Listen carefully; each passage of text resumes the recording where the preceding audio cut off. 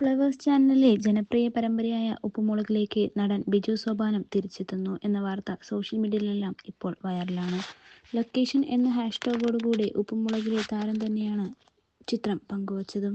പ്രമുഖ നടി കൊടുത്ത പരാതിയെ തുടർന്നാണ് SP ശ്രീകുമാറും ബിജു സോപാനവും ഉപ്പുമുളകിൽ നിന്ന് വിട്ടുനിന്നത്. ബിജു സോപാനത്തിന് പിന്നാലെ കുട്ടുമാമനായി SP ശ്രീകുമാറും ഉടൻ തന്നെ പരിപാടിയിലെത്തും. ഇവർ ഉൾപ്പെടുന്ന പ്രോമോ വരുന്ന ദിവസങ്ങളിൽ ഫ്ലവേഴ്സ് സംപ്രേഷണം ചെയ്യുകയും ചെയ്യും. എല്ലാവരും തിരയുന്നത് നീലു അമ്മ എന്തുകൊണ്ടാണ് എത്താത്തത് എന്നാണ്. നിഷ സാരംഗ് ഇനി പരമ്പരയിൽ വരില്ലേ എന്ന ചോദ്യങ്ങളും ഉയരുന്നു. അതിന് അണിയറകൾ തന്നെ വ്യക്തമായ മറുപടിയും നൽകുന്നുണ്ട്. നിഷ സാരംഗ് ഇനിയൊരിക്കലും ഉപ്പുമുളകിൽ വരില്ല. നടി അത്രമാത്രം പരമ്പരയിൽ നിന്ന് മാനസികമായി അകന്നു കഴിഞ്ഞു.